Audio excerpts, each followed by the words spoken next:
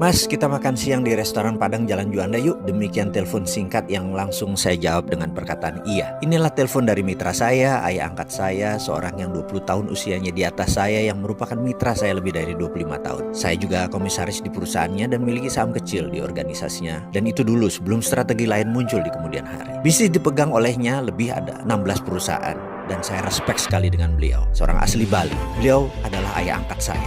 Singkat cerita, hari itu kami makan berdua di restoran Padang favorit kami. Dia bercerita sambil makan bahwa 3 bulan ini kami harus pinjam sana sini untuk menutup overhead perusahaan. Saat itu kami memiliki 600 lebih pegawai dengan beban usaha biaya rutin lainnya kurang lebih 1 bulan 5 miliar ongkos yang kami butuhkan. Sudah 3 bulan ini kita pinjam sana sini, demikian dia berkata. Berat dan benar deh, sudah 25 tahun lebih kita berbisnis, kita tidak pernah telat bayar gaji. Dia memulai monolognya dengan nada serius. Kemudian dia berkata, kita ini para direksi dan pemilik harus gulung koming setiap saat, cari cara untuk menghidupkan perusahaan. Dan untuk itu pegawai kita tidak perlu tahu masalah.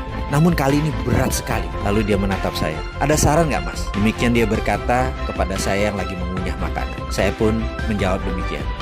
B, gini deh. Bagaimana kalau kita siapkan paket shake hand, golden shake hand kalau perlu. Kita adakan juga program pensiun dini. Kita minta mereka beberapa orang yang ingin pensiun dini, kita pensiunkan. Dan beberapa orang yang tidak perform, kita pecat. Kalau perlu, orang-orang yang mungkin lagi tidak kita butuhkan, kita rumahkan tanpa gaji. Bagaimana Be kira-kira? Mendengar suara saya tersebut, wajahnya berubah. Dia menghentikan makannya. Matanya menatap saya dan suaranya menegang. Kamu sombong Mardi. Gak ada rumus pecat karyawan itu. Gak ada yang namanya dirumahkan.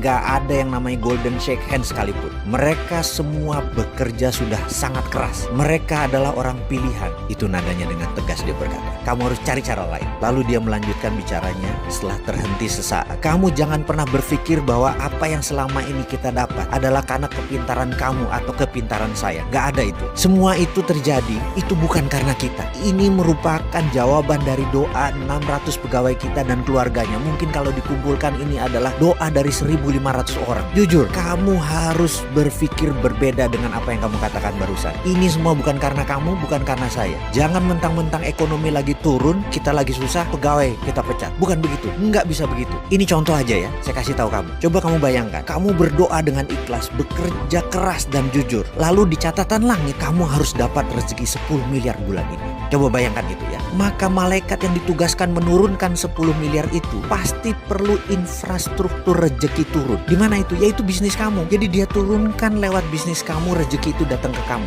Begitu juga doa 1.500-an anggota keluarga karyawan kita. Begitu mereka harus dapat rezeki, di langit mereka tercatat mereka harus dapat rezeki. Maka malaikat itu kan menurunkan melalui perusahaan kita. Itulah yang membuat perusahaan kita berdiri lebih dari 25 tahun. Jadi itu bukan karena kepintaran kamu, bukan karena jabatan kamu, bukan karena saya. Kita ini hanya penyambung jalannya rezeki. Usaha kita itu adalah infrastruktur keluarga pegawai kita untuk rezeki itu turun ke mereka. Faham kamu? Jangan sombong kalau berpikir. Jangan mentang-mentang kamu pemilik. Cabut kata-kata kamu itu. Cari kata-kata lain, cari cara lain. Saya terdiam.